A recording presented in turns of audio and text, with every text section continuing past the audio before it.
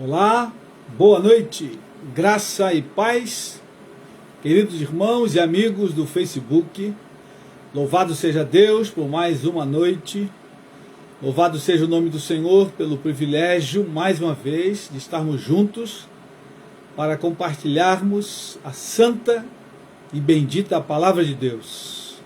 Você que está chegando é muito bem-vindo, você que está conosco essa noite, Deus fale ao teu coração, Deus fale aos nossos corações. Você que estará ouvindo daqui a algum tempo, algumas semanas, talvez meses ou anos, Deus fala ao teu coração pela sua palavra, palavra de Deus que é viva e eficaz, palavra de Deus que não volta vazia, sempre fará aquilo que lhe apraz. Nós vamos começar orando pelos enfermos nessa noite, muitos infectados pelo coronavírus, muita gente conhecida, muitos que não são conhecidos, muitas pessoas que estão morrendo. Nós vamos clamar ao Senhor, suplicando a sua graça, a sua misericórdia, a sua bondade. Quero convidar você a orar conosco. Vamos orar pelos pais do pastor Vanderlei, irmã Jovina, irmão Diomedes. Vamos orar pela mãe do pastor Washington, irmã Vera. Vamos orar pela mãe da Gisele, irmã Cecília e tantos outros que estão, nesse momento, contaminados pelo coronavírus. Muitos internados, alguns em casa, porém, muita gente precisando da graça, da bondade, da misericórdia do Senhor Jesus. Amém, querido? Ore conosco. Querido Pai, nós adoramos o Teu nome nessa noite, suplicando, Senhor, a Tua graça, suplicando a Tua misericórdia, a Tua bondade, pedindo, Senhor, por aqueles que estão enfermos nesta hora. Ó, querido Pai, visita irmão Diomedes, irmã Jovina, que nesta hora estão recebendo atendimento, Senhor, ali naquela UPA. Deus amado, visita os Teus filhos, os anciãos da Tua casa e restaura a saúde deles, Pai. Em o nome de Jesus, o Teu Filho, clamamos por aquelas vidas, Senhor. Bem como pela irmã Vera, que está internada, a irmã Cecília, que também está internada, Senhor, e tantos outros, Pai. Milhares espalhados pelo Brasil e pelo mundo afora, Senhor, agravados por essa doença maligna. Deus eterno, tenha misericórdia, que a mão do Senhor de graça e de bondade possa curar essas vidas, que o Teu anjo nessa noite visite os hospitais, as UTIs, e coloque, Senhor, o Teu toque, a Tua mão bendita, poderosa, trazendo a Tua cura, a Tua restauração. Ó Senhor, em nome de Jesus, visita nesta hora os enfermos, Senhor, e manifesta, Deus, a Tua bondade e a Tua graça. Rogamos pelo nosso país, Senhor, pela campanha de vacinação. Ó Deus, que a Tua boa mão possa acelerar. Envia, Senhor, os recursos, as vacinas. Envia, Senhor, ó Deus, aqueles que vão tratar e trabalhar na linha de frente. Renova as forças dos médicos, enfermeiros. Ó Deus, diretores de hospitais. Que a mão poderosa do Senhor possa fortalecê-los nesta hora, nesse momento, Senhor. Rogamos em especial pelos médicos e enfermeiros, Senhor. Tenha misericórdia, renove as suas forças, o ânimo, o vigor. Ó Deus, trazendo força neste momento, Senhor, de batalha. Em nome de Jesus, toma o nosso país em Tuas mãos, toma a economia, fortalece, guarda, Senhor, o Congresso, guarda, Senhor, o Supremo, guarda os governadores de estado, os prefeitos, que haja unidade nas tomadas de decisões. Meu Senhor amado, tome em Tuas mãos a nossa nação.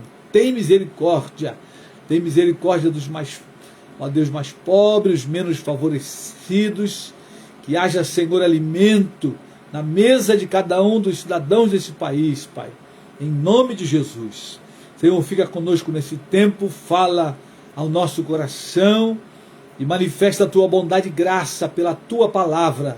Abre os olhos do nosso coração nessa noite e comunica, Senhor, a Tua palavra Em o nome de Jesus nós oramos. Amém e amém. Amém, queridos. Louvado seja Deus por mais uma noite. Deus fale ao teu coração, Deus fale ao meu coração. Deus te fortaleça. Deus guarde a sua vida. Em nome de Jesus. Vamos abrir nossas Bíblias no livro de Efésios. Efésios capítulo 4, verso 32. Hoje vamos dar continuidade aos mandamentos da mutualidade. E hoje vamos ver mais 2 mandamentos. Número 13, o 13º na nossa lista, que diz o seguinte: sede benignos uns para com os outros. Efésios 4, verso 32.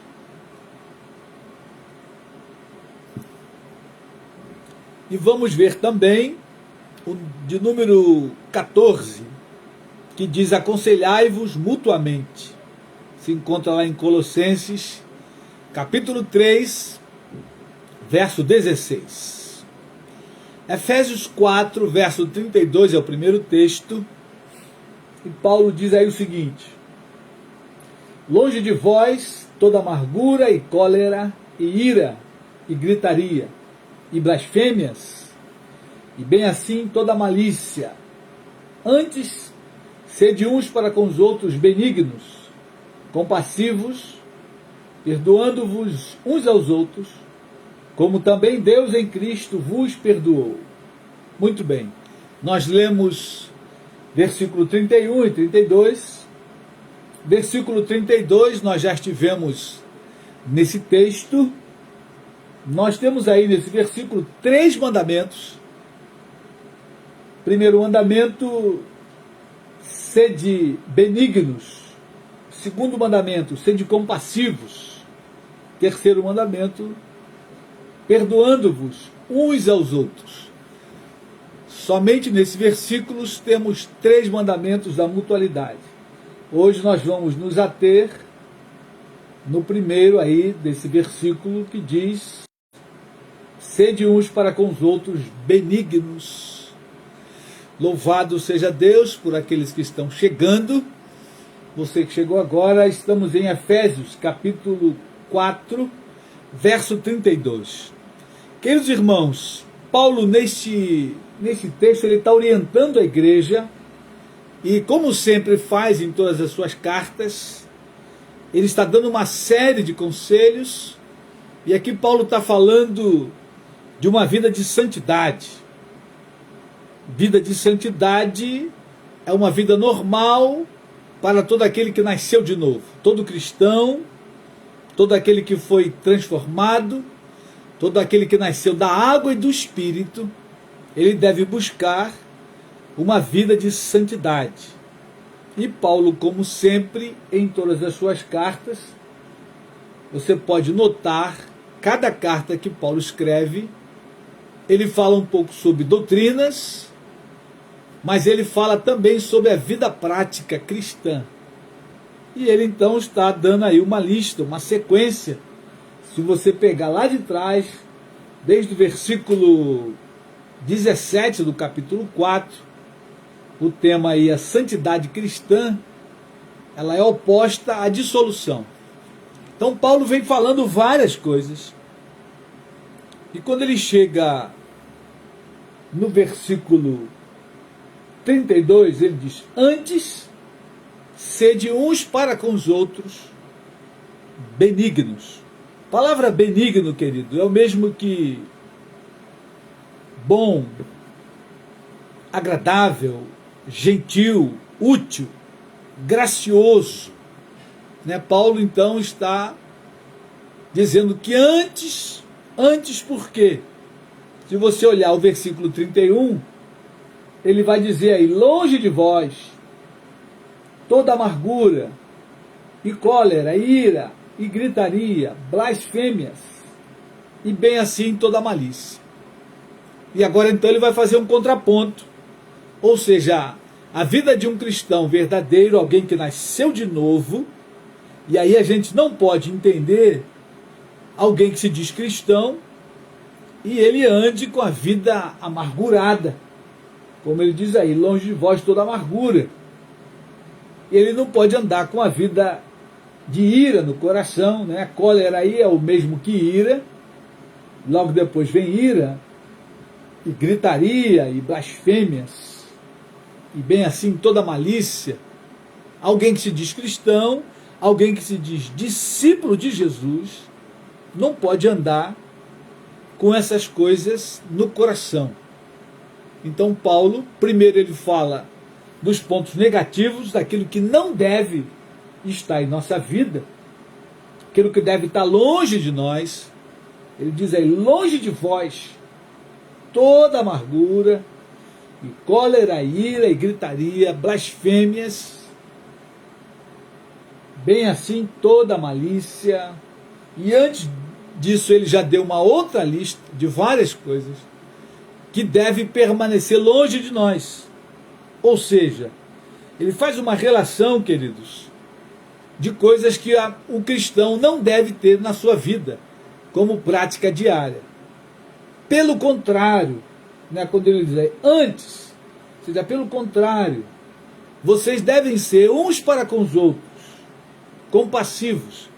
E aí Paulo então vai falar do relacionamento, né, o relacionamento familiar, relacionamento com os vizinhos, relacionamento no trabalho, relacionamento na universidade, aonde for, relacionamento na igreja, o nosso relacionamento uns com os outros, ele deve ser revestido dessa bondade, dessa graça. Ele deve ser revestido, querido irmão, querida irmã, dessa gentileza. Quando ele diz aí, sede uns para com os outros compassivos, sede bondosos uns para com os outros. Vocês devem ser gentis uns para com os outros. É isso que deve permear a nossa vida no que diz respeito ao relacionamento de uns com os outros. Em qualquer lugar da nossa vida, aonde nós formos, aonde nós estivermos, o nosso relacionamento com o próximo e, acima de tudo, com nossos irmãos em Cristo, ele deve ser um relacionamento amistoso, com bondade no coração, com gentileza, com presteza, com graciosidade. Todo cristão, ele deve ser gentil, ele deve ser gracioso com os irmãos, porque é isso que Jesus ensinou para nós. Foi assim que Jesus se comportou, e foi assim que ele disse para os discípulos que eles deveriam se comportar. Amém, queridos? Você que está chegando, muito bem-vindo. Alguém que tem um comportamento nesses termos que Paulo colocou, no versículo 31, com amargura, com cólera, ira, gritarias, blasfêmias, e bem assim toda malícia. Alguém que se comporta dessa forma todos os dias na sua vida, queridos, provavelmente essa pessoa não nasceu de novo, não teve a vida transformada pelo poder do Espírito Santo. Ou seja, ele é apenas um cristão nominal, se é que ele se diz cristão. Porque quando olhamos a palavra, e a Bíblia diz, e é muito clara, eu queria que você fosse comigo lá na segunda carta de Paulo aos Coríntios, segunda carta de Paulo aos Coríntios, capítulo 5, verso 17, esse é um texto muito conhecido. 2 Coríntios 5,17, diz aí o seguinte: e assim, se alguém está em Cristo, é nova criatura, as coisas velhas já passaram, eis que tudo se fez novo. Se você nasceu de novo, se você nasceu da água e do Espírito, você é uma nova criatura. Ou seja, você tem novos hábitos, tem uma nova linguagem, um novo linguajar, e lógico, isso vai afetar diretamente no seu relacionamento diário com as pessoas. E não pode ser diferente, porque a Bíblia afirma e é clara: se alguém está em Cristo significa alguém que nasceu de novo, da água e do Espírito. Alguém que foi transformado pelo poder do Espírito Santo, e esse é exatamente o poder do cristianismo, o poder da morte e da ressurreição de Jesus. E não pode ser diferente. Alguém que se diz cristão, ele precisa ser tocado pelo Espírito Santo de Deus, e quando ele então recebe o Espírito Santo, a sua vida começa a receber uma metamorfose, uma metanoia. Ele dá uma volta de 180 graus, ele estava indo numa direção, e ele então faz uma volta e começa a ir em outra direção.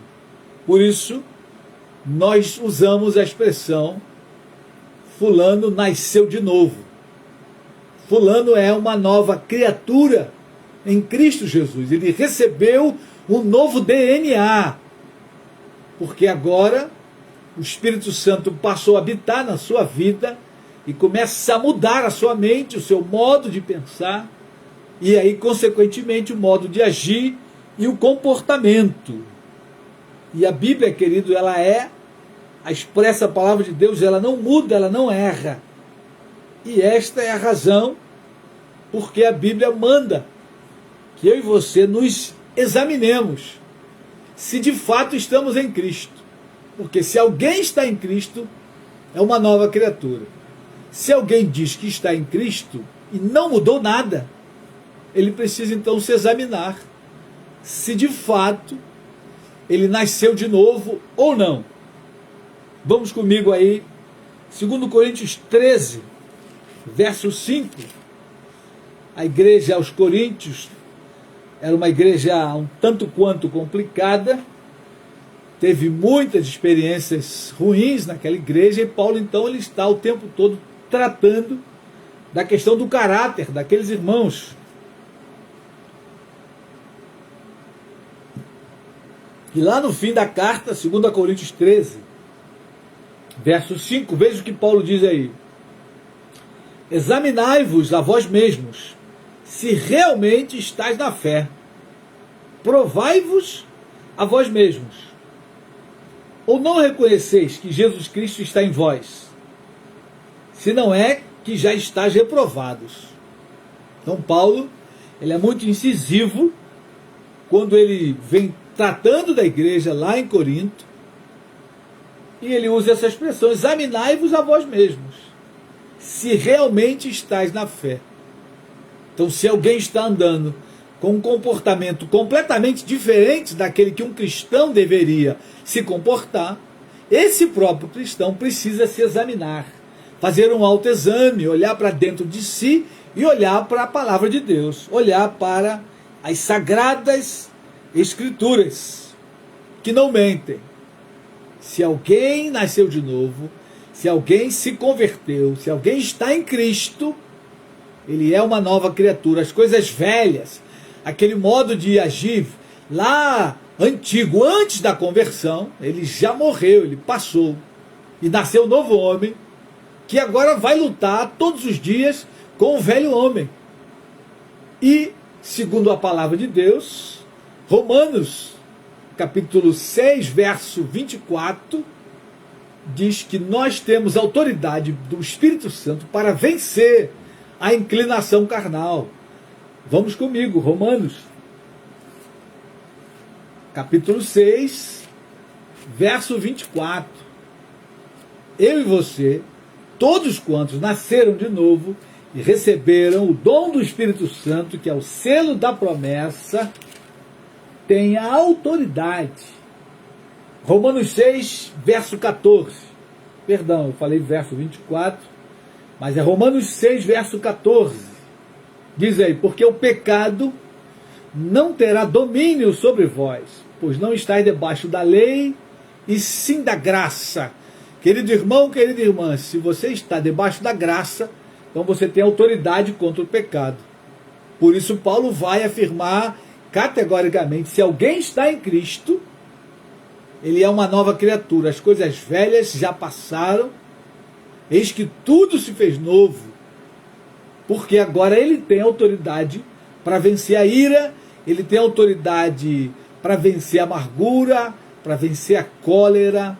Ele tem autoridade em Cristo Jesus, pelo poder do Espírito Santo, para vencer o poder do pecado na vida dele.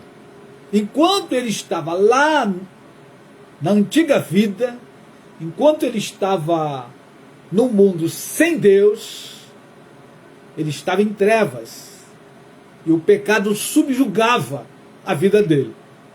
Mas a partir do momento em que ele decidiu seguir a Cristo, orou ao Pai, pediu o dom do Espírito Santo e recebeu o Espírito Santo, e aí então, a partir desse momento, ele tem autoridade contra o poder do pecado, para vencer as tentações e vencer as inclinações carnais que continuam lutando todos os dias conosco. Por isso Paulo vai dizer: eu a cada dia morro, eu esmurro o meu corpo.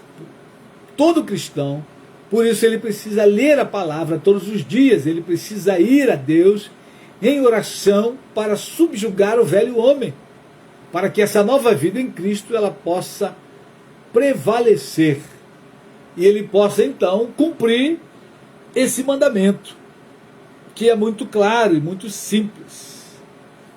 Sede benignos uns para com os outros, sede bondosos uns para com os outros. Mas eu queria ver ainda um versículo em 1 Coríntios, que Paulo também manda que nós nos examinemos. 1 Coríntios capítulo 11, verso 28, quando Paulo está orientando a igreja quanto à celebração da ceia, ele diz aí no verso 28, primeira carta de Paulo aos Coríntios, capítulo 28, examine-se, pois, o homem a si mesmo, e assim coma do pão e beba do cálice. Todas as vezes, que vamos cear, via de regra nós nos lembramos desse texto. Mas esse exame ele deve ser constante, não apenas em dia de ceia, uma vez por mês, ou 2 vezes, ou semanalmente, não sei como é a ceia na sua congregação, mas o autoexame deve ser constante e diário, para sabermos se de fato estamos em Cristo e se estamos andando conforme Cristo deseja que nós andemos, em novidade de vida. Sede de fato, cristãos verdadeiros. Devemos ser de fato, todos os dias, cristãos benignos, cristãos bondosos, cristãos gentis, pessoas que amam, pessoas que perdoam, mas pessoas que são bondosas no dia a dia, no procedimento, no relacionamento, principalmente nesse tempo de angústia. Esse é um tempo de perplexidade, onde as pessoas estão com medo de morrer todos os dias, e com razão, devido a essa pandemia. Então, querido irmão, querida irmã, o meu conselho a você é que você seja uma pessoa bondosa no trato com o teu próximo. E o mais próximo de nós, via de regra, está em nossa família, em nossa casa. Então devemos ser gentis e bondosos com nossas esposas, com os maridos, com os filhos e vice-versa.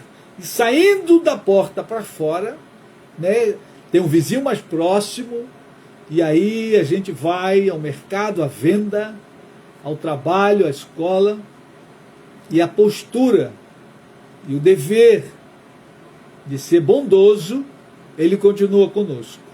Todos os dias, 24 horas do dia, 7 dias da semana, 30 dias de cada mês e 365 por ano. Portanto, querido irmão, querida irmã, esse mandamento é para que eu e você cumpramos Antes, sede benignos, sede bondosos, uns para com os outros. E certamente Deus vai fazer brilhar em nós a luz do Evangelho à medida que nos comportamos como tais. Amém? Segundo mandamento que gostaria de olhar com os queridos está em Colossenses capítulo 3, uma outra carta de Paulo, verso 16. Colossenses 3, versículo 16. Como sempre, os mandamentos da mutualidade, via de regra, eles vão estar cercados de outros mandamentos. Via de regra, aonde nós encontramos os mandamentos são os textos em que Paulo está dando conselhos para a vida diária de um cristão. E aqui em Colossenses não é diferente. E aí Paulo diz o seguinte, Colossenses capítulo 3, verso 16.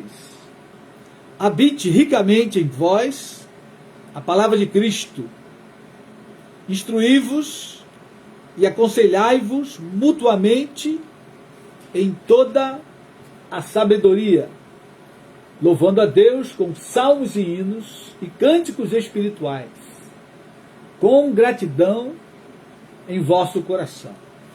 Muito bem, aqui Paulo, nesse versículo, temos aí mais dois mandamentos. Quando ele diz aí, instruí-vos e aconselhai-vos mutuamente. Eu quero olhar aconselhai-vos. Palavra no grego para aconselhar é o mesmo que advertir, exortar, admoestar, reprovar gentilmente, trazer à mente, gravar no coração. Todos esses sentidos estão dentro dessa palavra aí. Aconselhai-vos mutuamente, ou seja, uns aos outros. É meu dever aconselhar meu irmão. Nesse aconselhamento eu tenho uma admoestação, mas eu posso ter também uma advertência ou uma reprovação de forma gentil, e é isso com graça e firmeza que nós temos aprendido. E quando eu estou aconselhando meu irmão, eu estou trazendo para a mente dele a palavra de Cristo, a palavra de Deus, a maneira como ele deve agir e reagir. Então tudo isso está dentro do conselho. E nós esperamos que ele grave isso no coração, para que ele não venha a cair no mesmo erro. Agora, esse mandamento, o que é interessante aí é o que Paulo começa falando no versículo. O versículo começa dizendo o seguinte: habite ricamente em vós a palavra de Cristo. Aí está a questão chave. Habitar aí é fazer morada. A palavra de Cristo deve fazer morada em nós. Habite ricamente em vós a palavra de Cristo. Ponto e vírgula. Instruí-vos e aconselhai-vos mutuamente em toda a sabedoria. Queridos irmãos e amigos, se eu não tenho a palavra de Cristo em mim, fazendo morada, habitando, residindo na minha vida, eu pergunto, como eu terei uma palavra de conselho para o meu irmão? Como eu posso sentar com o meu irmão e aconselhá-lo? Porque essa palavra de conselho subentende que ela é baseada na Escritura Sagrada. Quando Paulo diz aí, em toda a sabedoria, e a sabedoria é o temor do Senhor, é o princípio da sabedoria, é a sabedoria que vem de Deus. Logo, se eu não gasto tempo lendo a palavra, eu não terei uma palavra de conselho, uma palavra de sabedoria, uma palavra bíblica para o meu irmão. Então a gente precisa parar e pensar, porque esse é o momento em que nós temos uma geração de crentes que não lê Bíblia, que não estão apegados às sagradas escrituras. E isso é grave, querido. E aí Por isso a gente então tem um batalhão de pessoas que se dizem crente, mas não conseguem cumprir os mandamentos, os requisitos mínimos da vida cristã. Né? E uma das primeiras questões é porque a maioria não nasceu de novo.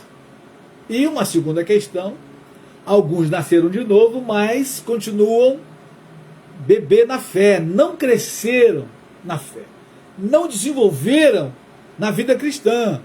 E uma das razões por que não desenvolveram é porque não foram discipulados, é porque não estão lendo Bíblia e não têm uma vida de oração. Logo, essa criança em Cristo, ela nasceu, mas ela não desenvolveu. Se ela não desenvolveu na fé, ela não tem como dar um conselho de maneira bíblica para alguém. Então ela não consegue cumprir o mandamento, aconselhai-vos mutuamente, ou seja, uns aos outros. Quando a gente vê um irmão correndo um perigo, ou tomando uma decisão errada, ou até mesmo pecando, né, caindo numa infração, nosso dever é aconselhar o irmão, chamar o irmão e admoestar o irmão, chamar o irmão em amor e com graça e com firmeza e mostrar que aquele caminho é um caminho que está errado. Mas se eu não tenho uma vida que a palavra de Deus habite em mim, pautada pela palavra, eu já estou reprovado, porque se eu não vivo a palavra, como eu consigo aconselhar o irmão a viver na palavra? Se eu tentar fazê-lo, eu estarei sendo conforme os fariseus, que Jesus reprovou diversas vezes, dizendo: ai de vós, escribas e fariseus hipócritas, que vocês não entram no céu, nem deixam quem quer entrar, a entrar pelos portões celestiais. Então a nossa vida em Cristo, ela deve estar pautada pela palavra. Quando a gente olha lá atrás, e agora gostaria que você fosse comigo lá no livro de Josué, capítulo 1, Moisés havia morrido, e Josué tem agora uma tarefa de conduzir o povo de Israel a Canaã, a entrar na terra prometida. E o próprio Deus aparece a Josué e faz uma advertência a ele. Abre comigo, Josué capítulo 1. Josué capítulo 1. Vamos ler do versículo 5 até o versículo 9. Preste bem atenção naquilo que Deus vai falar a Josué. Muitos anos atrás, mas é o mesmo conselho para mim e para você hoje. Não tem como ser diferente. Diz aí o seguinte: ninguém te poderá resistir todos os dias da sua vida. Como fui com Moisés, assim serei contigo. Não te deixarei, nem te desampararei. Sê forte e corajoso, porque tu farás este povo herdar a terra que sob juramento prometi dar a seus pais. Percebam que Deus ele começa animando e fortalecendo ao seu servo Josué. Mas quando chega no verso 7, Deus então faz uma advertência a Josué. E ele diz o seguinte: tão somente ser forte e muito corajoso, para teres o cuidado de fazer segundo toda a lei que meu servo Moisés te ordenou. Dela não te desvie nem para a direita nem para a esquerda, para que sejas bem-sucedido por onde quer que andares.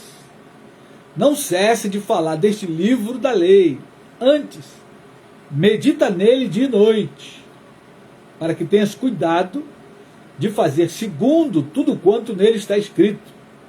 Então farás prosperar o teu caminho e serás bem-sucedido. Não te mandei eu ser forte e corajoso, só não temas, nem te espantes, porque o Senhor teu Deus é contigo por onde quer que andares.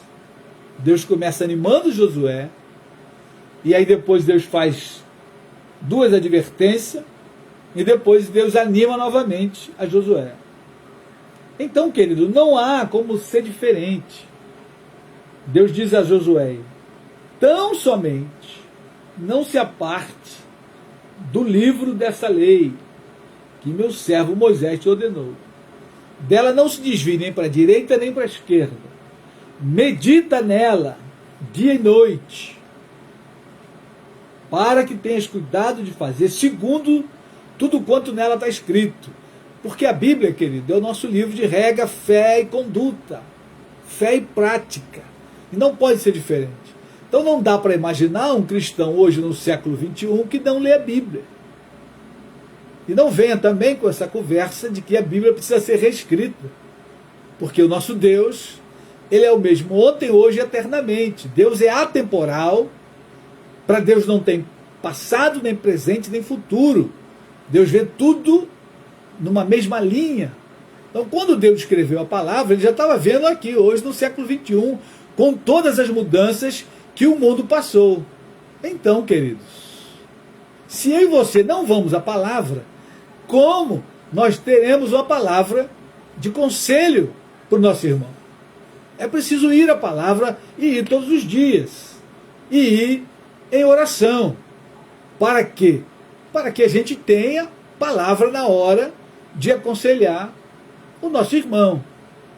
Por isso diz: aconselhai-vos mutuamente. É preciso que eu e você busquemos a palavra todos os dias. Quando a necessidade surgir, nós teremos a palavra de conselho. E, queridos, as necessidades, elas chegam o tempo todo. Enquanto eu estou falando com vocês, apareceu aqui um aviso para mim. Um amigo de trabalho antigo acaba de falecer pelo Covid. Estava internado, estávamos orando por ele. Nosso amigo Gessi trabalhou comigo há alguns anos. Então, nessa hora, eu e você temos que ter palavra de consolo para o irmão dele que acabou de falecer. E a palavra está em nós. À medida que nós vamos à palavra, à medida que lemos a palavra, que meditamos sobre ela, queridos, nós precisamos todos os dias nos debruçar sobre a palavra de Deus. E não podemos argumentar de que não há tempo, porque todos nós temos 24 horas para viver de cada dia.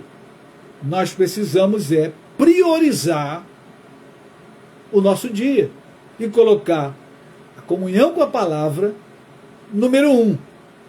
Comunhão com Deus e a sua palavra tem que estar número 1 da lista. Logo, nós teremos sempre uma palavra de conselho, seja em qual momento for. E esse é o momento que as crises, elas surgem todos os dias. Cada dia que você abre o seu celular hoje, tem vários pedidos de orações por várias pessoas que estão ou internadas, ou entubadas, ou contaminadas em casa, ou alguém que morreu, um parente, uma família. Aonde você vai, você hoje lidar com essa situação. Porém, se nós não andarmos na palavra, se não meditarmos nela dia e noite, como diz aqui o texto, para fazer segundo tudo quanto nela está escrito. Não é apenas para meditar, é para a gente ler e praticar. Então o conselho é: medita nela de noite, para que tenhas o cuidado de fazer segundo tudo quanto nela está escrito. Então farás prosperar o teu caminho e serás bem sucedido. Não te mandei eu ser forte e corajoso, porque eu sou contigo, por onde quer que andares. Queridos irmãos, se nós obedecermos a palavra, ouvirmos o conselho do Senhor, e aqui o próprio Deus está dando um conselho a Josué, porque Deus já havia revelado o Pentateuco a Moisés, o próprio Deus então está orientando a Josué a meditar nas palavras que Moisés havia relatado, palavras essas que ele recebeu de Deus, diretamente de Deus, lá no Monte Sinai. Mas eu quero terminar olhando para um outro texto, E aqui em Deuteronômio, antes de Josué, capítulo 6, quando Deus está revelando a Moisés, Deus diz para Moisés a respeito da palavra. Deuteronômio capítulo 6, versículo 4.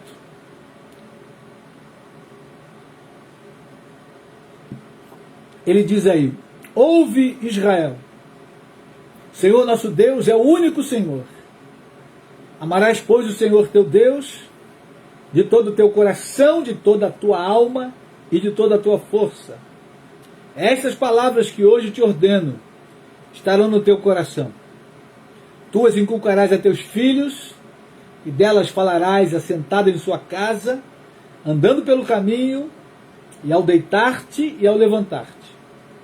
Também as atarás como sinal na tua mão, e te serão por frontal entre os olhos, e as escreverás nos umbrais de tua casa e nas tuas portas. Percebam que Deus está orientando a Moisés, e dizendo: Moisés, fala ao povo, ouve Israel, o Senhor é o único Senhor, não há outro Deus. Por isso, no cristianismo, só há um Deus para adorar: Deus Pai, Deus Filho, Deus Espírito Santo. São três em um. E tudo aquilo que foge dessa trindade santa, como adoração, é idolatria. E Deus reprova a idolatria duramente, a começar nos 10 mandamentos, lá no livro de Êxodo, no capítulo 20. E Deus está dizendo: essas palavras que hoje te ordeno estarão no teu coração. Mas tem um detalhe aqui. Ele diz: inculcarás a teus filhos. Colocará na mente. Inculcar é colocar na cuca dos teus filhos, e delas falarás assentado em tua casa, andando pelo caminho, ao deitar-te ou levantar-te. Perceba, querido, que quando Deus dá o mandamento para que a gente retenha a palavra, Ele já estende para os filhos, e aí eu só posso ensinar para o meu filho aquilo que eu estou vivendo, aquilo que eu aprendi e estou praticando.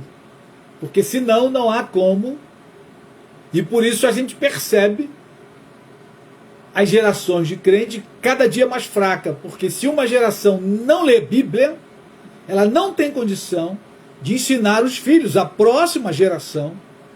E aí que está a grande decadência da igreja. De uns anos para cá, a igreja deixou de estudar a palavra, consequentemente deixou de ensinar a outra geração, e aí então as gerações vêm se enfraquecendo. Mas eu quero nessa noite chamar você para resgatar essa comunhão com a palavra de Deus, diuturnamente, tanto lá em Josué quanto aqui em Deuteronômio. É dia e noite, é o tempo todo, ao deitar-te e ao levantar-te. Era para ensinar os filhos, andando pelo caminho, indo para a escola, ensinando as Sagradas Escrituras.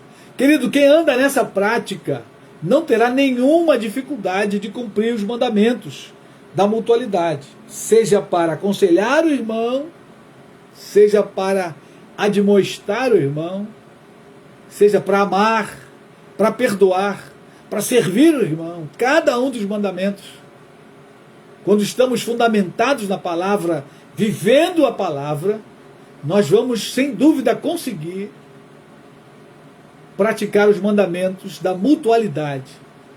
E dessa forma a igreja vai sendo edificada, porque à medida que o meu irmão me consola e eu o consolo, nós somos edificados mutuamente, de maneira mútua, caminhando juntos na fé, um fortalecendo o outro.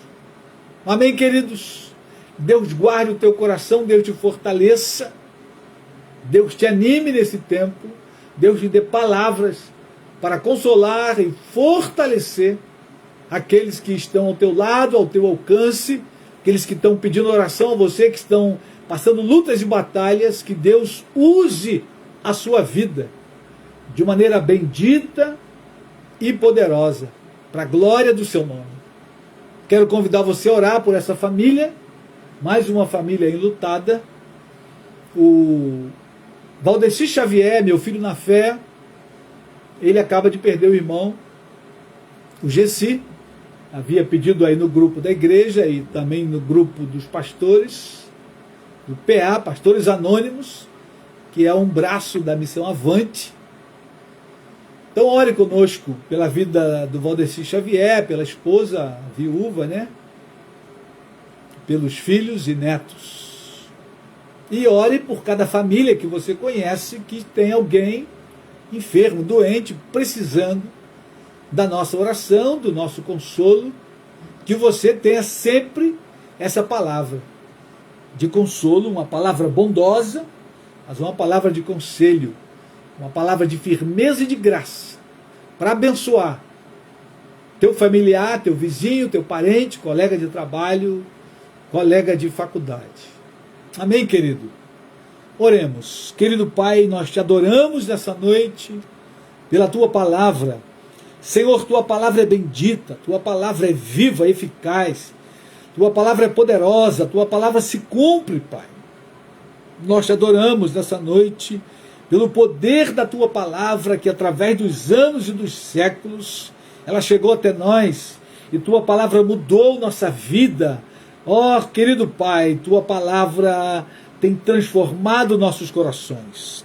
Senhor, eu quero entregar em tuas mãos a vida do Valdeci, que acaba de perder seu irmão. Visita o seu coração, consola o teu servo, ele te serve, te conhece, ele tem o Espírito Santo, Pai, o Consolador amado, que pode nesta hora assisti-lo, consolá-lo, confortá-lo, fortalecê-lo, Pai. Ó Deus, visita ali, ó Deus, a viúva, visita os filhos, os netos dessa família, consola e conforta, Pai, por misericórdia e graça. Visita o coração dessa família, em nome de Jesus. Ó, querido Pai, dá-nos palavra para consolar o Valdeci e toda a sua casa, em nome de Jesus. Rogamos mais uma vez pela irmã Jovina, irmão Diomedes, que se encontram ali, ó Deus, naquele pronto atendimento. Visita a irmã Vera também, a irmã Cecília e tantos outros, Pai, que se encontram enfermos nesse tempo. Deus, clamamos por misericórdia, faz cessar essa pandemia, ó Deus, acelera, ó Deus, o processo de vacinação em nosso país, para que essa mortandade seja freada, Pai. Ó Deus, ilumina, ó Deus, os governantes nesse país, a esfera federal, estadual e municipal, que haja entendimento e harmonia entre eles, para que possamos, ó Pai, passar e ultrapassar esse tempo. Em nome de Jesus, guarda o teu povo, a tua igreja, nesta hora, Pai, livra da contaminação. É o que nós pedimos essa noite, em nome do Senhor Jesus. Amém e amém. Amém, queridos irmãos.